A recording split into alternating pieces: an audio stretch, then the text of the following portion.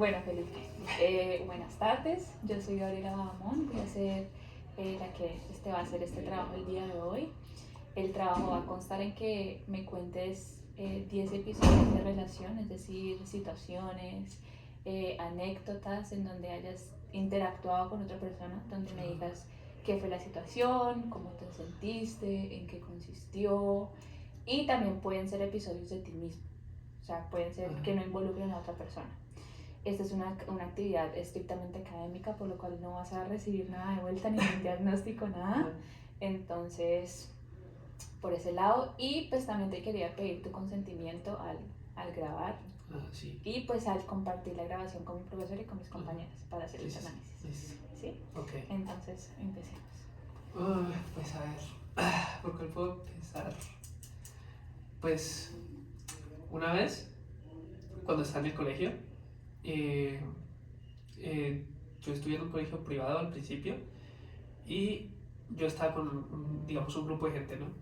Era como el típico grupo porque normalmente los colegios privados se relacionan como en grupos. Okay. Entonces, en mi grupo había una persona que tendía a tratar a los demás muy mal.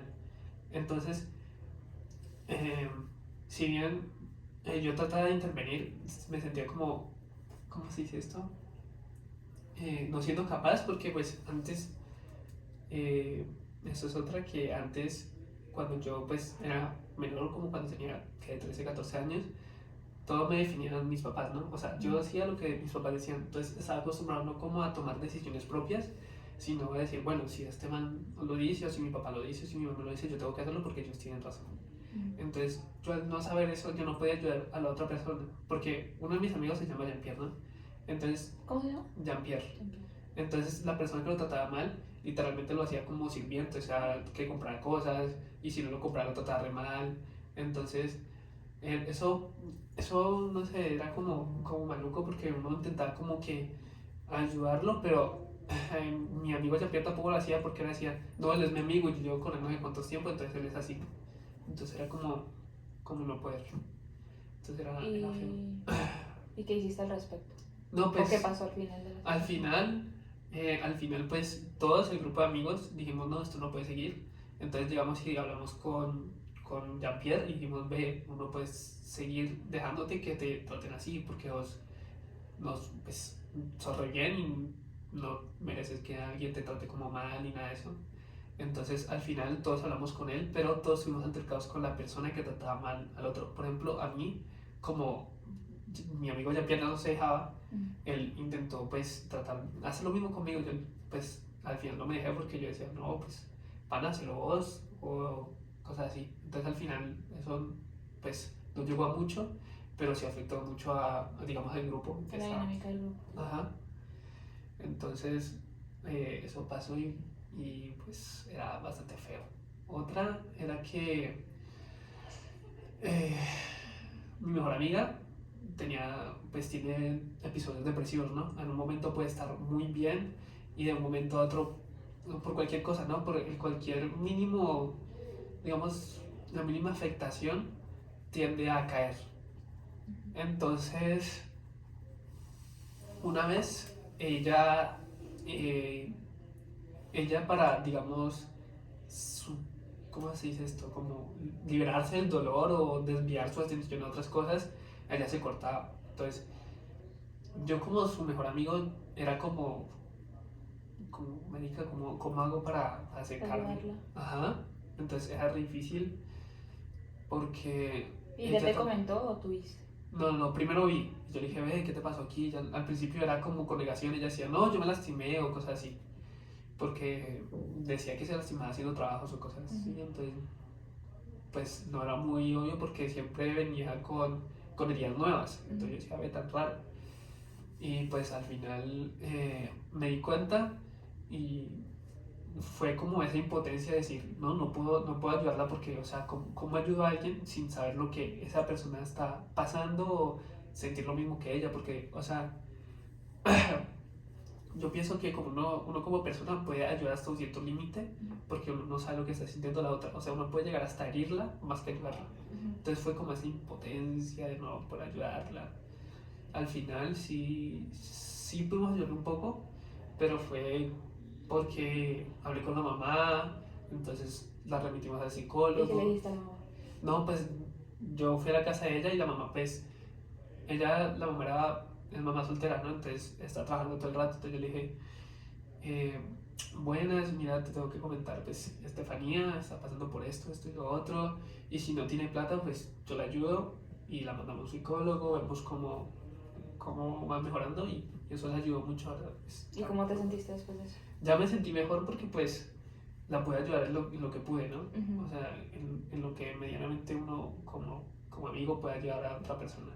Pero pues pienso que eh, no se puede haber hecho más por ella. Qué más piensas que hubieras podido haber hecho? No sé, es que al principio, cuando me enteré, yo dije, porque yo antes era muy desinteresado con las demás personas, era como egoísta, porque era solo pensando en mí, ¿no? Ujú.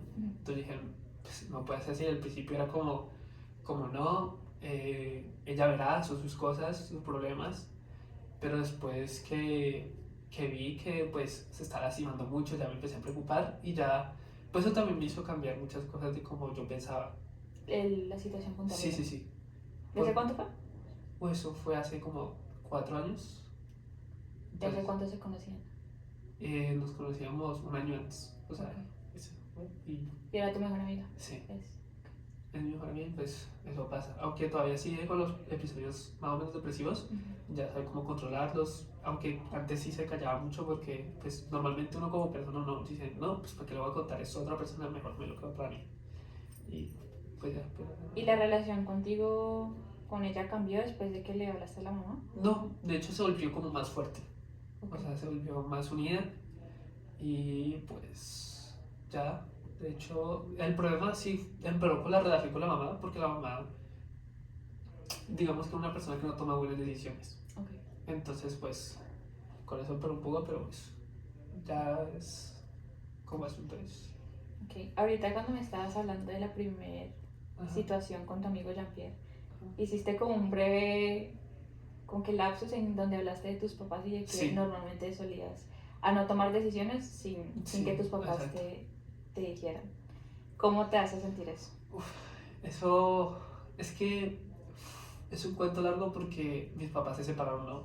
Y Ok. yo era muy pequeño, tenía como 8 9 años cuando se separaron. Entonces esa separación a mí me dio muy duro. Ok. Entonces siempre las dos familias siempre como tienen ese conflicto, ¿no? Ujú. Entonces, si mi mamá decía algo, yo no podía, digamos, yo quiero ver a mi papá, pero mi mamá no quería que lo viera porque mi mamá tenía un miedo de que mi papá, pues, yo qué sé, me secuestrara, cosas así. Ujú. Entonces yo decía, no, entonces no puedo porque mi mamá no me deja, me quedaba quieto. ¿Estabas asumiendo o ella te decía que no? Ella me decía que no. Ok. Luego mi papá era, no, haz esto y lo otro. Ujú. Y era lo mismo, yo era como, no, no puedo hacer nada. Ujú. Entonces eso me sentía frustrado porque era como, no estoy viviendo mi vida, no estoy haciendo lo que yo quiero, siempre es como lo que mis papás quieren, Ujú. siempre es como ver eso. Y en el momento en que cambió eso, fue que cuando estaba en el colegio y yo perdí año, ¿En me, qué año estabas? estaba en noveno, Ok. cambié a un colegio público. Entonces yo ya empecé a ver diferentes situaciones de vida, ¿no? Entonces dije, no, yo quiero vivir mi vida, quiero tomar mis decisiones, quiero hacer las cosas por mí mismo. Entonces empecé a dejar ¿Pero pues, qué mi viste casa. en específico que te hizo cambiar eso? Eh, es que hay muchas cosas, no sé cómo decirlo. Y digamos, uno de mis mejores amigos se llama Eric. Ujú. Y pues la situación de él no era muy fácil. Entonces él vivía con la mamá, pero al mismo tiempo vivía con la tía, vivía en una casa súper pequeña. Y cuando se mudaban, digamos, porque él era del Cauca, él iba a ir a visitar pues allá, él sufría maltrato del abuelo, creo que era, o del tío, porque le pegaba y todo eso. Y entonces yo al ver eso decía, muchas personas están en situaciones peores y tienen el valor como decir qué cosas quieren, qué cosas tomar decisiones, el esforzarse por algo y de verdad que yo quiero hacer lo mismo, quiero cambiar. Entonces eso me hizo cambiar a mejor. Y pues, si bien me hizo cambiar y sentirme bien conmigo mismo, la relación con mi mamá, más que todo, y con mi papá se quebró un poco porque yo empecé, digamos, a salir más, a socializar más, a tomar como decisiones ya propias. Cuando mi mamá me decía, no, no salga o no vaya a tal lado, yo le decía, no, mamá, yo veré y me iba, o a veces me iba, decía que iba a otras partes o iba a otras. Entonces, eso empezó a crear como la relación con mi mamá. ¿Y ya por qué te decía que no salieras? Porque mi mamá, no sé, pues yo intuyo que es porque es una persona muy sobreprotectora. Se deja guiar mucho por, digamos, lo que dicen las noticias, lo que dice normalmente, pues todo el mundo, que es como, ¿Tiene no, miedo de que algo te pase? sí, exactamente. Ok. Entonces yo lo entiendo perfectamente, pero yo le decía a mi mamá porque yo cuando empecé a tomar mis decisiones, empecé a trabajar y... Desde noveno. Sí, Ok. yo le dije, yo me sentí y le dije, no, mamá, mira, vos viste tu vida, ya pasaste todo eso, ahora es mi turno, yo quiero vivir mi vida, quiero disfrutar, quiero tener amigos, o sea, hacer las cosas que yo quiero. Y pues con eso cambió bastante, pero pues hay algunas cosas que no, porque pues sigue siendo mi mamá y pues mientras viva yo debajo de ese techo no puedo hacer muchas cosas, pero gracias a eso ya puedo ser más autónomo en mis decisiones. Y ella respeta eso ya. Sí, ya lo respeto un poco porque es como, no, no puedo hacer nada porque él hace esto. Entonces ya verá. Porque cumples con tus responsabilidades. Sí. Claro que siempre mi familia tiende a compararme con mi hermano. Yo soy gemelo, entonces mi hermano es como el gemelo bueno. Porque digamos que se graduó del colegio privado, en el colegio privado nunca perdió nada, tenía buenas notas, entonces siempre era como, no, porque no sos más como tu hermano. Y una vez mi mamá me lo dijo porque yo estaba saliendo con alguien, entonces yo le dije a mi mamá que iba a salir ese día y al principio me dijo que sí, después me dijo que no, y yo le dije, no, yo voy a salir igual. Entonces me fui y después me llamó y me dijo, ve usted porque no sos como su hermano, siempre hace la misma mierda, no sé qué. Entonces empezamos a pelear, entonces siempre es como, siempre he sentido como esa diferencia, que siempre es como tratar de llegar a ser como mi hermano, pero pues siempre es como... ¿Tu hermano vive con usted? Sí. Los dos viven con tu mamá. Sí. Entonces siempre es eso. ¿Y él por qué no se cambió el colegio público? Porque él siguió, o sea, mi hermano siguió en el colegio privado porque mi hermano es alguien que, ¿cómo se dice esto? Es alguien que también fue muy sometido por mis papás, ¿no? Entonces él... ¿Tú eres más cercano a tu mamá? Sí. ¿Y él también? Él también, pero también es alejado los dos. Porque mi hermano es muy callado, no suele decir las cosas. Entonces, él siguió en el privado porque mi mamá quiso que siguiera en el privado. Y antes de entrar a la autónoma, porque también estudió en la autónoma, él estudió en la Santiago porque mi mamá le dijo. O sea, fue tanto así que no fue capaz de decir lo que él en verdad quería. Entonces ahí perdió tiempo y bueno. Aquí entonces, mi hermano siempre ha sido eso porque obedece. O sea, no cuestiona lo que dice mi mamá o mi papá. Y tú sí cuestionas. Exactamente. Entonces, por eso es esa comparación de no puedo controlar a este, entonces siempre lo mismo así. Entonces, es algo feo. Pero pues, así son mis papás. ¿Y con tu hermano te la llevas bien? Sí, con mi hermano, pues normal, como hermano siempre se pelea, siempre es lo mismo. Pero sí me la llevo bien. Pues, claro que hay veces hay encontronazos porque pues un momento que cuando yo perdí año, ¿Qué año perdiste? yo perdí noveno, entonces... ¿Por eso fue que te cambiaron al público? No, yo dije, no, cámbiame, porque en el colegio que estaba era un ambiente tan pesado, era un ambiente como, me importa un culo los sentimientos de esta persona mientras estudie. Bien, entonces yo dije, no puedo. O sea, te sentías así con tus compañeros, que no te importaban tus compañeros. Ajá, o sea, literalmente era como una presión constante, entonces yo dije, no, qué presión. ¿Pero presión de quién? ¿De ellos o tus papás? De general del colegio, de mis papás, de todo. ¿No te gustaba el ambiente? No, era un ambiente maluco, o sea, fuera de la experiencia que contaste con Jean-Pierre, ¿qué más pasaba? ¿O qué no te gustaba? Es que ahí en ese colegio los profesores suelen tener un favoritismo muy grande a los que tienen plata y a los que son buenos estudiantes. A los que tienen problemas de aprendizaje, que son malos estudiantes, nada, los alejan, ¿cómo se dice esto? Bueno, ¿Excluyen? sí, los excluyen y no se enfocan en ellos. No dicen, no, vamos a ayudar a que esta persona puede que sea buen estudiante, no. Entonces, en ese colegio presionaba mucho a los estudiantes a estudiar mucho y no se enfocaban como en los sentimientos de los mismos, ni cómo se sentían a la hora de, pues, ser excluidos, ¿no? Entonces... ¿Y tú te sentías excluido? Sí, porque, digamos, yo soy alguien que soy muy nervioso a la hora de presentar, digamos, tipo de exámenes. Entonces en el colegio, ese colegio me ponía tanta presión que yo sí sabía los temas, digamos, matemáticas, me sacaba el tablero, los hacía, talleres los hacía, pero ahora llegaba el examen final y blanco, no sabía nada. Entonces los profesores no hacían nada por eso, sino que decían, no, este man no sabe, fuera, descartémoslo, vamos con los que sí saben y los que son como, digamos, la cara del curso. Entonces era como eso, como esa exclusión, esa presión que hacían a los estudiantes. Siempre uno entraba a ese colegio, no le sentía como un ambiente de tristeza, de estrés. Entonces yo al cambiarme de colegio vi que el colegio público es muy diferente. La gente es como, se expresa como quiere, va como quiere, se socializa como quieren. Entonces como un cambio de ambiente súper bacano. ¿Y te gusta más el público? Yo 1000 veces. Si yo hubiera sido más decidido antes, hubiera dicho no, cámbiame de una vez a un público porque no puedo aquí. ¿Y cuánto duraste en el privado? El privado duré desde sexto hasta noveno. Sexto, séptimo, octavo. Sí, como 4 años, algo así. ¿Y tus papás cómo tomaron esa noticia? ¿Que te querías cambiar? Mal. Mayormente por la familia de mi papá. Porque siempre ellos como lo esencial era como la parte académica, o sea, no importaba lo que yo quería, sino como esa parte, ¿no? Entonces, una cosa que pasó cuando entré a la universidad era que, pues, de parte de mi papá, mis tíos, o sea, un tío mío me pagó una parte de la universidad, ¿no? Digamos, unos 4 semestres. Entonces, cuando yo empecé a ir a la universidad, en la familia de mi papá siempre me recalcaban, estudie o le va a hacer perder más plata de lo que ya han perdido.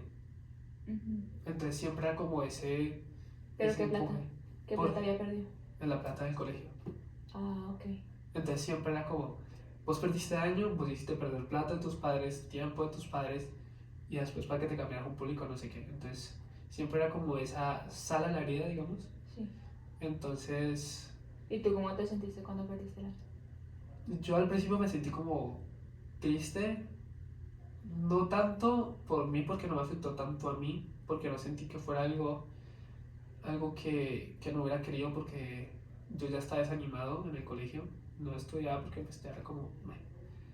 Pero me sentí triste más que todo por mi mamá, porque mi mamá siempre ha tenido como esperanzas de que... Para hacer un poco de recapitulación, porque creo que quedamos hasta el punto en que me comentaste que tu mamá se endeudó, o pues no, Sí. se iba a endeudar y pues les transfirió la culpa a ustedes. Sí. Hablaste con tus tíos y ellos te pagaron la universidad, y ahora me estabas hablando era de tu relación con tu papá, que Sí. había un suceso que había pasado a los 11 años, Sí, 10 a los años. 11 años, sí. ¿Qué fue ese suceso? Pues ese día yo estaba en la casa porque estaba cumpliendo años, entonces nosotros no vamos al colegio, entonces quedamos, no hacemos nada. Entonces ese día mi papá y mi abuelo con la esposa de mi abuelo fueron al colegio y nos llevaron pues cosas para celebrar, ¿no? Hay un encontronazo porque mi mamá no quería que mi papá nos viera porque pues según tengo entendido en ese tiempo mi papá no había pasado una pensión o algo así, ¿vale? Entonces al no pasar eso mi mamá no quería que pues pasara eso, ¿no?